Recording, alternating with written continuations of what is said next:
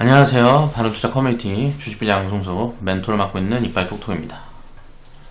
2021년 이제 2월 25일 이제 목요일날 이제 제작을 한 영상입니다. 자, 대한그린파워 121% 수익 인증해준 회원분이 계셔서 오늘은 이제 리스크를 사는 경험 이 부분에 대한 이야기를 좀 해볼까 합니다. 이거를 이제 확대시켜 가는 이유. 리스크를 사는 경험을 확대시키기 위해서는 위험에 대한 포지션을 이해를 해야 돼요. 그래서 그 부분에 대해서 오늘 좀 코멘트를 드려볼까 합니다. 자, 상장 폐지까지 거 이제 두들겨 맞자. 이런 인식이 돼 있어야 됩니다. 쉽게 말하면, 포트폴리오를 예를 들어서 어느 정도까지가 리스크냐 그러면 20종목. 이 이후부터는 리스크가 거의 제한돼요. 비슷해요. 20종목이든 200종목이든 자, 2000종목이든 2만 종목이든 리스크가 비슷해요. 그러면 종목수 이렇게 압축하는 게 좋지 않냐 라고 생각하는 사람도 있을 수 있어요. 근데 이게 왜 어렵냐면 분산을 하기가 굉장히 어려워요. 그러니까 200개든 2000개든 2만개든 종목수를 늘려가면 자동으로 분산이 된단 말이에요. 종목수가 크면 클수록, 종목수가 많으면 많을수록. 근데 이제 20종목으로 압축을 해서 분산을 하려고 그러면 자, 일단 섹터를 기본적으로 10개 이상은 갖고 있어야 돼요. 이 섹터를 이제 세부적으로 들어가면 IT에도 쉽게 말하면 IT에도 한 큰 카테고리로 보면 이제 무슨 디스플레이 그리고 반도체 거기다가 무슨 뭐라 그래야 될까 또 뭐가 있을까 빅데이터 그리고 2차전지 등등등등이 있겠죠. 여기에서 또 카테고리를 나누면 이게 소재, 장비, 무슨 장비에서도 후공정, 전공정 장비, 후공정 장비. 자, 빅데이터 같은 경우도 무슨 보안, 무슨 스마트 그리드, 그리고 전자결제, 무슨 등등등. 이 카테고리를 무수하게 나눌 수가 있단 말이에요. 이 섹터가 골고루 들어가 있어야 돼요. 그러면 이 IT 하나만 해도 이렇게 카테고리를 나누게 되면 수십 개가 돼요. 거기다가 또 이제 가치주라고 예를 들어서 그럼 이제 이 가치주도 이제 자산주들이 있고 또 이제 리스크가 작은 섹터도 있고 자산주들 같은 경우 또 이제 부채가 많은데 그냥 카테고리가 같이 주는 것도 굉장히 많단 말이에요. 거기다가 여기서 식료품, 의류, 의식주, 이제 건설, 철강, 보험, 금융만 놓고 봐도.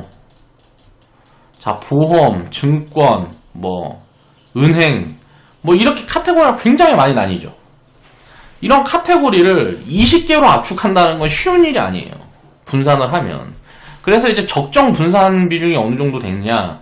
자, 대충 한 50개에서 100개 정도로 기업 이제 종목수를 나누면 합리적으로 분산할 수가 있어요. 그러니까 한 개의 섹터에 한 개에서 5개 정도 종목을 설정할 수가 있어요.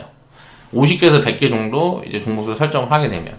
그런데 이거를 20개로 압축을 하면 한 개 섹터에 한 개 정도밖에 못 담아요. 한 개에서 2개 정도밖에 못 담는데 이건 굉장히 어렵습니다. 예를 들어서 반도체라는 기업, 반도체 기업들이 200개가 있다. 반도체 관련 기업들이 200개가 있으면 이 반도체 관련 기업들 중에 한 개를 추린다라는 거는 굉장히 어렵다라는 거죠. 시스템 반도체 있고 메모리 반도체 있고 메모리 반도체에서 D램 있고 낸드 있고 사업 비중이 낸드 비중이 높은 데가 있고 D램 비중이 높은 데가 있고 또 어디에는 소재 기업이 있고 소재가 또 반도체 소재인데 디스플레이 소재도 같이 하는 기업도 있고 여러 가지 카테고리가 있단 말이에요. 그러면 그 하나하나의 업황에 대한 상대 비교를 해서 이렇게 압축해서 추린다라는 게 보통 일이 아니라는 거죠. 그래서 제가 회원분들한테 포트폴리오를 구축을 할 때 최소 50종목 이상으로 운영을 하라는 게 이런 이유 때문에 그래요. 그리고 이걸 골고루 내가 담아나가다 보면 어떤 기업을 내가 사서 갖고 있는지 다 기억할 필요도 없습니다. 그냥 수익률 기준만 딱 놓고 종목수를 많이 운영하는 대신에 관리하기가 편하게 하기 위해서 일정금이라는 걸 관리를 하는 거죠.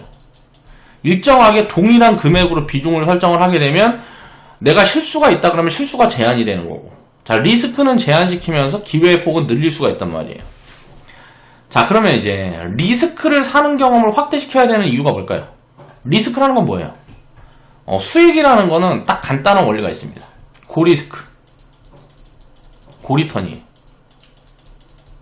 리스크가 크면 클수록 수익도 커지는 거예요. 수익에 대한 기대감도 커지는 거란 말이에요. 리스크가 크면 클수록 수익에 대한 기대감도 커지는 거예요. 그러면 어떨까요? 리스크가 작으면 작을수록 수익도 작은 거예요. 자, 예금 같은 경우는 거의 리스크가 없잖아요.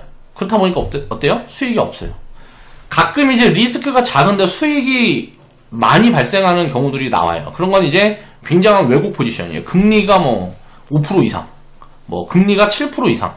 이렇게 될 때는 굉장히 예외적인 경우에 그 국가의 리스크가 있는 거예요. 금리가 10% 이상 준다.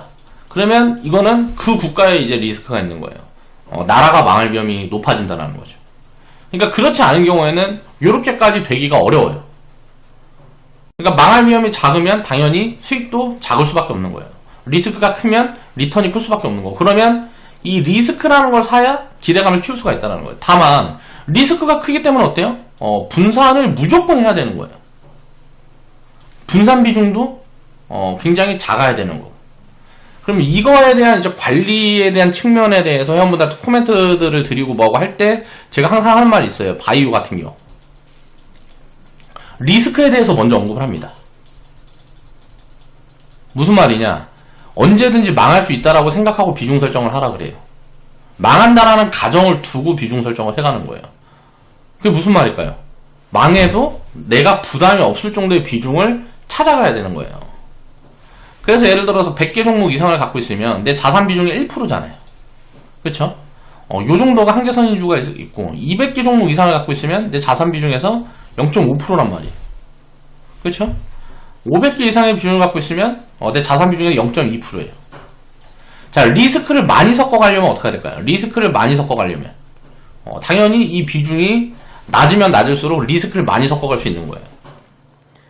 그에 대한 이해가 돼야 돼요. 그러니까 종목수를 20개, 50개만 갖고 있다. 그럼 이런 종목들은 절대 사면 안 되는 겁니다. 바이오 절대 사면 안 돼요. 종목 수가 내가 운영하는 종목 수가 20개에서 50개다. 바이오는 절대 사면 안 됩니다. 제가 생각할 땐 그래요. 내가 운영하는 종목 수가 100개 이상이다. 그럼 바이오도 좀 섞어볼 수 있고 이런 리스크도 섞어볼 수 있는 거예요. 그러니까 거기에 대한 기준을 명확하게 하고 이제 본인의 성향이라든가 이런 것들을 생각을 하고 접근을 해야 된다는 거죠.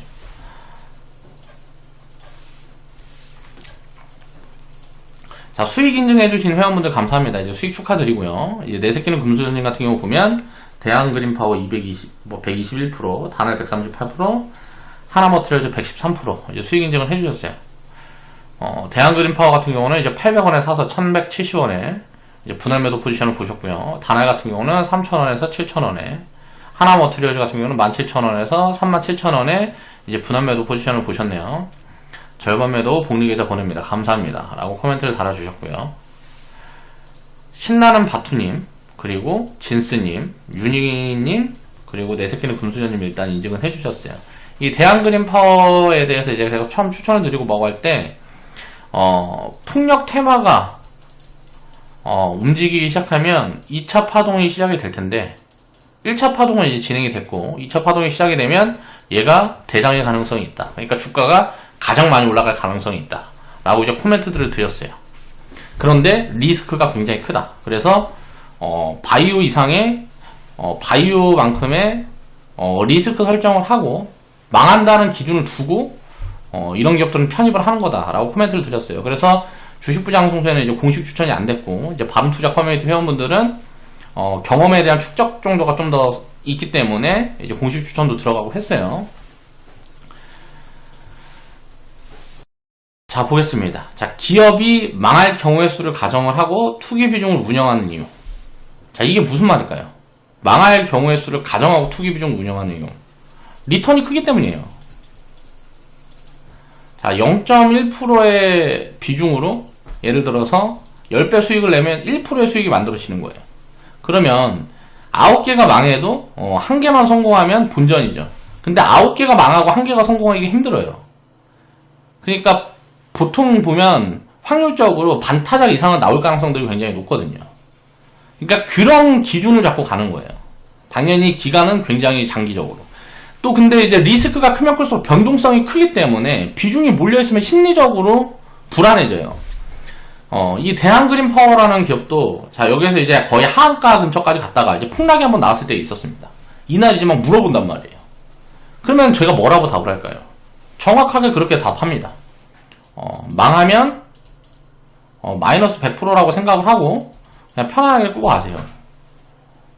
망하면 마이너스 100%예요. 별거 아니라는 거죠. 그렇게 이제 코멘트들을 드린단 말이에요. 그리고 모르겠습니다. 뉴스도 좀 찾아보고 했는데 왜 빠졌는지도 모르겠더라고요. 그러면 그런 이유들을 딱 보면, 개미 털기 아니냐. 대충 그렇게 볼 수가 있단 말이에요. 왜냐면 이 기업은 실적도 없고 적자가 찍혀있고, 부채도 어느 정도 잡혀있고 하기 때문에 그런 부분들에 대해서 노이즈가 있는 거예요. 이 기업이 보면 2016년도에 이거는 뭐예요? 자, 4년 이상의 이제 적자를 찍게 되면 상장 폐지가 되기 때문에 흑자를 찍어놓고 지금 보면 3년 적자죠. 자, 어떤 코멘트냐면 풍력이라는 카테고리를 우리가 계산을 해보면 이 업황을 보고 접근을 한 거란 말이에요. 이거는 10년, 20년짜리 업황이에요. 근데 이제 지금 숫자가 나오고 실적이 나오고 하는 기업들 어때요? 주가 너무 많이 올라가서 밸류 매력이 없어요. 그렇기 때문에 리스크 있는 기업을 찾아간 거예요. 그리고 리스크가 없지만 이제 뭐 턴어라운드가 다 나온 기업이라든가 그런 것들을 이제 나가는 작업을 하는 거예요.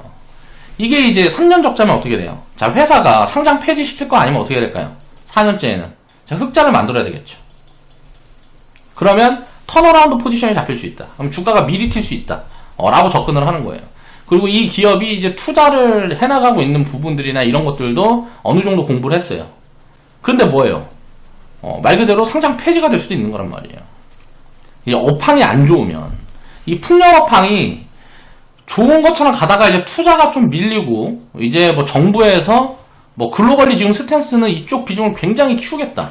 이쪽 산업을 키우겠다라고 다 발표를 해놨는데, 뭐 경제에 조금 문제가 생기거나, 이제 정부에서 사용을 할 수 있는 돈이라든가 이런 것들에 대해서 좀 압박에 들어가거나 협의가 제대로 되지 않는다 그러면 언제든지 노이즈가 나올 수 있어요. 그럼 노이즈가 나왔을 때 기업이 버티지 못하면 어떻게 돼요? 쉽게 말하면 자금을 융통하지 못하면 어떻게 될까요? 이 기업은 지금 돈을 벌고 있는 기업이 아니잖아요. 투자만 계속 들어가고 있는 기업이에요. 자금 융통이 안 되면 우리가 이제 경험했던 것처럼 웅진에너지처럼 망할 수 있는 거예요. 웅진에너지도 하나솔루션에 이제 뭐 지분 팔고 이제 뭐 삼자 배정이라든가 이런 것들을 진행을 하다가 하나솔루션이 이제 발을 빼버린 다음에 망했단 말이에요. 자, 국가에서도 이제 뭐 법정 관리가 지금 뭐 들어가서 어떻게 되는지 어쩐지는 지금 아직까지는 잘 모르겠는데 그 이후 상황은 잘 모르겠는데 자, 상장 폐지됐죠.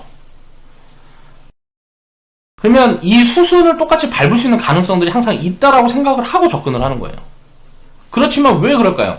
턴어라운드가 나온 다음에 업황이 잡히게 되면 지금 적자 찍혀있고 뭐하고 하고 있기 때문에 밸류에이션은 어때요? 리턴 포지션에 나오면 굉장히 커질 수 있는 거예요.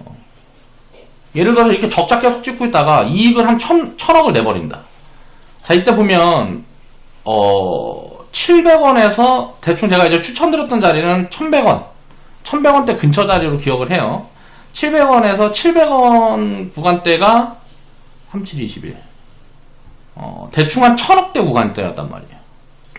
그러면 이익이 예를 들어서 이 풍력 산업이 커지면서 이익을 한 1000억 만들면 조 단위 밸류가 찍힌단 말이에요. 그러면 리턴이 딱 나와서 뭐 900%, 뭐 1000% 단기적으로도 이렇게 턴어라운드가 강하게 붙을 수 있는 가능성들이 있다라고 저는 본 거예요. 그런 것들을 보고 이제 사인 드리는 겁니다. 그러면 이제 나중에 사게 되면 어떻게 될까요? 그게 이제 눈으로 확인이 되고 할 때 훨씬 비싸게 사야죠. 그렇기 때문에 이런 리스크를 사는 겁니다. 망하게 되면 마이너스 100%로 제한이 되니까.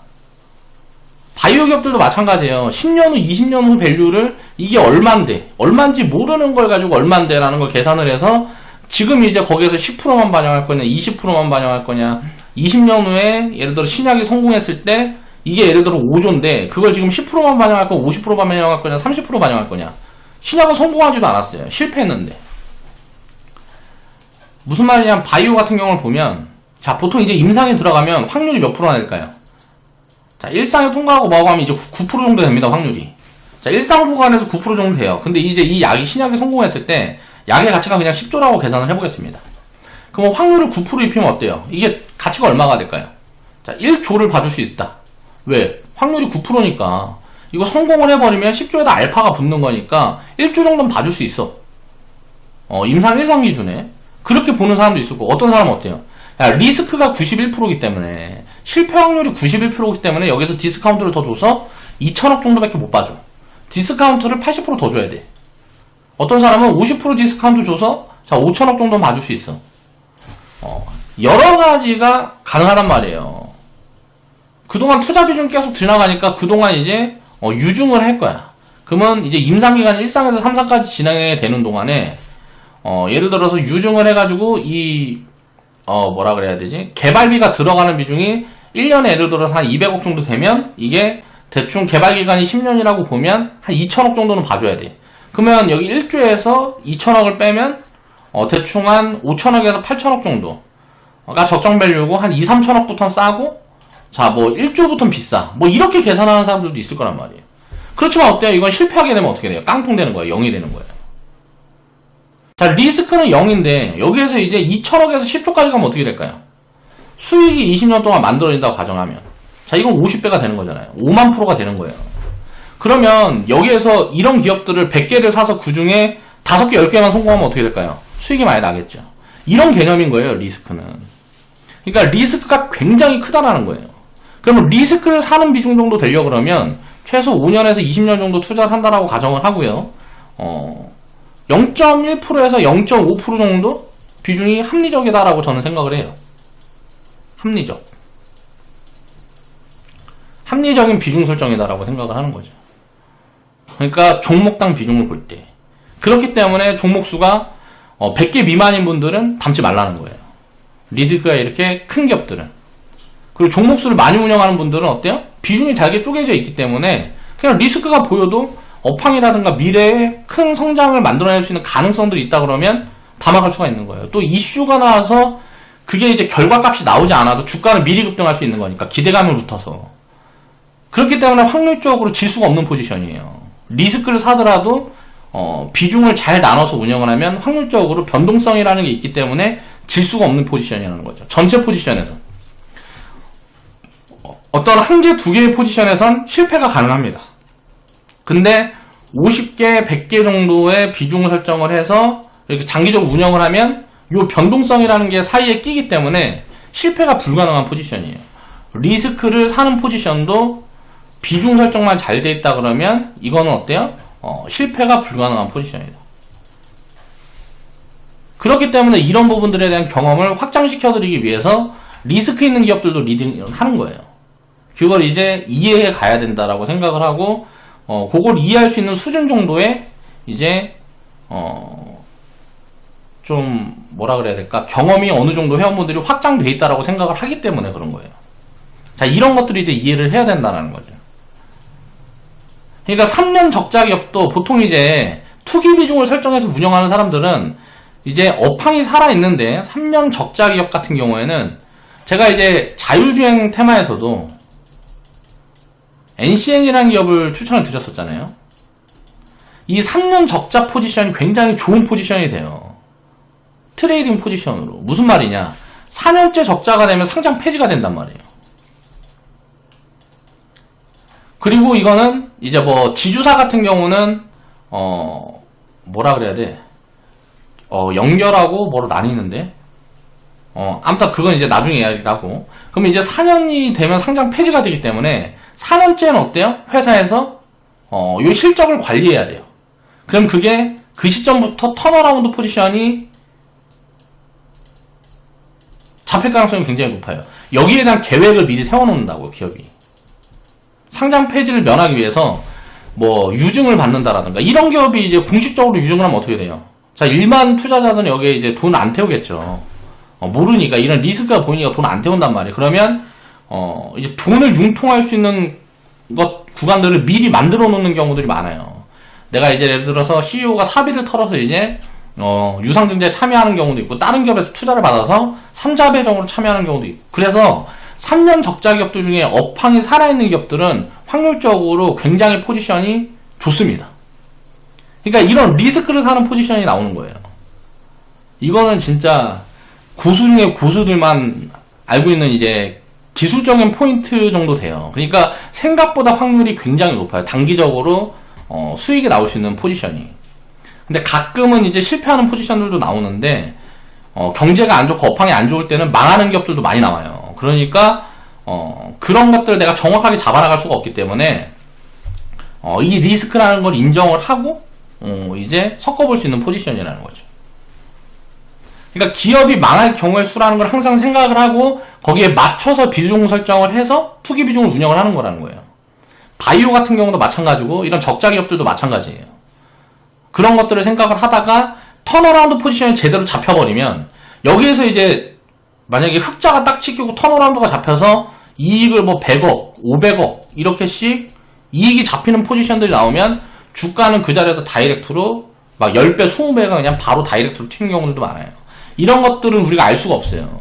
숫자가 나오기 전에 주가가 미리 땡겨버립니다. 이제 내부자들만 알아요. 내부자들만. 이제 그런 것들에 대한 이해가 필요하다는 거죠. 그러니까 굉장히 고급 스킬이라는 거예요. 그리고 이제 투기 비중은 버리는 비중을 5%, 10% 정도 설정을 해서 종목수를 나눠서 이제 운영을 하라는 얘기를 하는 거고요. 최소 10개 이상은 운영을 해야 됩니다. 10개 이상은 운영을 해야 한 5개가 잘못돼서 망한다 그래도 나머지 5개가 살아남을 수가 있어요. 최소 포지션이에요. 그래서 예를 들어 5%, 10% 운영한다 그러면 100개 정도는 돼야 이제 100개에 이제 예를 들어 10%, 5%면 어때요? 5종목이잖아요. 10%면 10종목이잖아요. 그럼 10종목 이상을 운영하려고 그러면 어떻게 돼요? 자, 100개 이상은 운영을 해야 자, 10개라는 최소 포지션이 맞춰지는 거예요. 그렇기 때문에 100개 정도의 포트폴리오가 나눠져 있지 않으면 이런 리턴이 큰 포지션들은 잡아나갈 수가 없어요. 잡아나가면 굉장히 리스키해요. 제가 생각했을 때 확률적인 개념들이라든가 그런 것들을 입혀보면 굉장히 리스크해요. 그래서 그런 것들을 생각을 하면서 내가 기업들을 예를 들어 포트폴리오를 꾸려가는 성향이 압축해서 운영하기를 원한다 라고 하는 사람들은 이런 리스키한 포지션을 절대 취하면 안 되는 거예요. 덜 먹어야 된다라는 거죠. 압축하면 압축할수록 덜 먹어야 돼요. 그렇기 때문에 비중을 제가 나눠서 종목수를 많이 보유하라는 이유는 수익을 키워가고 오래 보유를 하기 위해서 종목수를 늘리라는 개념도 들어가는 거예요. 최소 100종목 이상 운영하는 분들만, 회원분들 중에는 이제 이런 리스크한 포지션들을 제가 이제 회원방송에서 정리해드리고 뭐고 하면 100종목 이상 운영하는 분들만 운영을 하라는 거예요. 바이오 기업들도 마찬가지고요. 자, CS윈드라는 기업을 보면 제가 이제 2017년도, 18년도부터 추천했던 걸로 기억이 나요. 그리고 여기에서 추천 한 번 들어가, 이거는 이제 추가 추천은 안 들어갔어요. 이 턴어라운드 포지션을 제가 못 잡은 거죠. 그러니까 업사이드가 나오는 것들을 제가 체크를 못 했어요. 그래서 갖고 계시는 분들이 거의 없더라고요. 수익 인증 뭐 이거 안 나오는 거 보니까. 근데 요런 종목 이제 이게 1차 파동이에요. 그러면 이제 우리가 풍력 테마를 보면 이거는 제가 생각했을 때 10차 이상의 파동이 나올 거예요. 그리고 이 업황이 본격적으로 자리 잡기 시작하면 신규 상장도 굉장히 많이 들어올 겁니다. 그러니까 이거는 굉장히 장기 테마예요. 그래서 여기에 포지션 설정을 어떻게 해나갈 건지에 대한 계획을 지금부터는 잡아 나가야 돼요. 이 업황에 대한 공부를 계속 해나가면서. 그러니까 쉽게 말하면 우리가 석유, 자, 미국이 이제 이렇게 기축통화국이 되고 굉장히 성장을 많이 한데 석유라는 산업이 처음에 시작이 될 때 이걸 트리거로 잡아놨던 것들이 뭐냐면 자동차 산업이에요. 자동차 산업이 본격적으로 개화가 되면서 여기에 들어가는 석유는 뭐예요? 인프라죠, 인프라. 이 부분에 대한 시장이 굉장히 커진 거란 말이에요. 그러면서 중동 국가들이 사이즈가 굉장히 커지고 했어요. 근데 풍력이라는 건 뭐냐면 이 석유라는 이 자원을 전기로 바꾸는 거예요. 앞으로는 이제 이 전기에 대한 파이가 엄청나게 커질 거예요. 근데 보면 리스크가 있기 때문에 원자력이라는 거는 가장 지금까지는 효율이 좋은데 리스크가 크기 때문에 이 부분에 대한 걸 해소하기 위해서 풍력이라든가 태양광이라든가 이런 신에너지, 친재생 에너지를 굉장히 연구를 많이 한 거죠.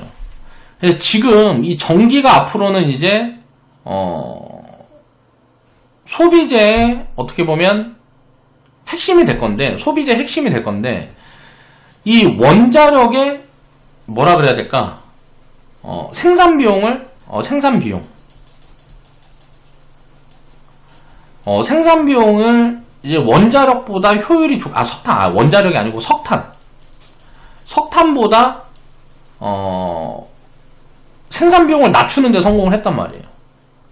그러면 이거는 앞으로는 이제 석탄은 사라지고 석탄 관련된 기업들은 다 망해서 사라지고 친에너지 기업들이 그 파이를 다 가져갈 거라는 거예요. 이 파이가 엄청나게 큽니다. 전 세계적으로 보면 이 파이가 엄청나게 커요. 그리고 이제 이거는 이제 원자재를 생산하는 국가들이, 원자재를 이제 많이 보유하고 있는 국가들이, 자원을 많이 갖고 있는 국가들이 힘이 센데, 지금부터는 이제 친에너지로 가게 되면 기술력을 가진 기업들이 파워가 생기는 거예요. 그러면 이제 중동이라든가 뭐 브라질이라든가 이런 데들은 어때요? 파워가 약해지겠죠. 20년 후부터는. 10년, 20년 후부터는 굉장히 약해질 거란 말이에요. 그러면 그런 국가들도 그걸 이제 알고 있으면 이쪽에다 투자를 안 할 수가 없어요. 그럼 기술력을 갖고 있는 기업들이 기술을 팔기 시작할 거란 말이에요. 이 시장은 엄청나게 커질 거라는 거죠. 그걸 이제 생각을 하고 우리가 무조건 포트폴리오에 갖고 있고 확대시켜 나가야 되는 섹터예요. 장기적으로. 투자 포지션을 확대시켜 나가야 되는 섹터라는 거죠. 다만 1년, 3년 이런 단기적인 개념으로 보면 안 돼요. 그렇기 때문에 저렴한 구간이 오거나 싼 구간이 앞으로 안 올 수도 있어요. 영원히. 저평가 구간이 영원히 안 올 수도 있기 때문에 그 적정 가치 수준 정도 어느 정도 되고 뭐하고 하면 여기에 이제 캐시카우를 좀 갖고 있는 기업들이라든가 그런 기업들은 관심을 많이 두고 이제 비중 설정을 해서 봐야 된다라는 거죠. 그러니까 지금은 우리는 이제 5% 정도 갖고 있습니다. 풍력 수소 쪽으로 지금 5% 정도 갖고 있는데 상대적으로 이렇게 너무 비교를 했을 때 싸지 않아도 5% 정도 갖고 있는데 밸류 매력이 좀 생기는 구간이 오면 이거는 뭐 이제 10%에서 30%까지도 확대를 시켜봐도 되는 포트폴리오라고 보고 있어요. 이쪽 섹터는. 그래서 그런 부분들을 이제 생각을 해보면 될 것 같고, 풍력 테마 2차 파동에서 3차 파동이 진행이 되게 되면 여기에서 이런 턴어라운드 포지션에 나오는 기업들이 대장이 될 가능성들이 높다. 이 기업들이 움직일 때 1차 파동이 움직일 때 왜 못 움직였을까요? 같은 카테고리에 있는 기업인데 왜 못 움직였을까요? 숫자가 안 보이니까 못 움직인 거예요. 밸류에이션에 대한 근거가 약하니까 못 움직인 거란 말이에요. 그거를 이제 역으로 활용해서 이제 역발상 투자를 시작을 하는 거죠. 이제 CS 윈드 같은 경우는 숫자가 보여지니까 어때요? 그걸 이제 반영해서 제 가치까지 찾아가는 거고, 숫자가 안 보이기 때문에 가치가 얼마인지 모르니까 사람들이 많이 외면을 한 거란 말이에요. 그럼 소외 기업들 중에 요런 포지션들이 나오는 것들 계속 찾아나가는 작업들을 하게 되면 기대 수익률들을 굉장히 끌어올릴 수 있다는 거죠. 그러니까 아이디어예요. 리스크를 사는 경험을 확대해 가야 된다는 거예요. 이제 포트폴리오가 다변화되면 다변화될수록. 근데 이제 리스크 같은 경우는 압축 포지션에서 절대 운영할 수가 없습니다. 이 리스크가 굉장히 큰 포지션은 압축 포지션에서는 운영하면 안 돼요. 그러니까 그런 것들을 우리가 생각을 하면서 비중 설정을 잘해서 운영을 하게 되면 앞으로 이런 경험들도 쌓아나가게 되면 내 자산의 전체 수익률을 확대시킬 수 있는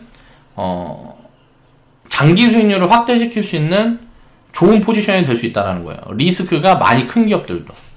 이제 그런 걸 이제 생각을 하면서 투자 아이디어를 조금 더 해보면 좋다라고 생각을 해서, 좋지 않을까라고 생각을 해서 저는 이제 공부를 해서 기업 가치를 대입을 해서 또 심리적으로 기업에 대한 포지션을 공부를 하면서 이런 부분들에 대해서 생각하고 있는 것들이 많이 있어요. 뭐 이제 지분 구조라든가 뭐 여러 가지가 있죠. 그리고 버블 포지션들이 어떻게 입혀지는가 라는 통계적인 수치들도 저는 이제 머릿속에 정리해둔 부분들이 있는데, 그런 것들도 이제는 회원분들이 좀 경험해갈 시점이 이제 어느 정도 왔다 라고 생각을 해서 앞으로는 이런 포지션들도 계속 늘려가면서 이제 대응에 대한 경험을 입혀드릴 거예요. 그러니까 그런 것들도 좀 생각을 해보면서 알고 접근을 해야 된다라는 거죠. 모르고 접근하면 절대 안 되는 거예요. 리스크라는 거는. 그래서 그 리스크라는 거를 이해를 해야 되는 거예요. 이해를. 그래서 이 이해를 돕기 위한 포지션 설정이었다. 그리고 앞으로 이런 포지션들이 설정이 될 때도 그렇게 미리미리 이제 코멘트들을 드리면서 망하는 경우를 경험을 해야 됩니다. 상장 폐지 투자자는 상장 폐지 무조건 경험해야 돼요. 이걸 경험을 해야 리스크에 대한 이해를 해요. 그러니까 망하게 됐을 때 내가 여기 비중 설정이 많이 돼 있으면 50% 비중 설정이 돼 있는 데서 상장 폐지가 되면 어떻게 돼요, 이거? 회복하는데 굉장히 오랜 시간이 걸립니다. 그래서 작은 리스크를 자꾸 리스크를 줄여서 해야 되는 거예요. 그러니까 그런 부분들에 대한 경험을 확장을 시켜나가야 이제 바이오에다 몰빵 안 하고 막 그런 짓거리를 안 하게 된단 말이에요. 그러니까 그런 것들에 대한 이제 경험도 앞으로는 확장해 나갈 수 있도록 조금씩 이제 이해를 해가자. 자, 오늘 방송 마무리하겠습니다.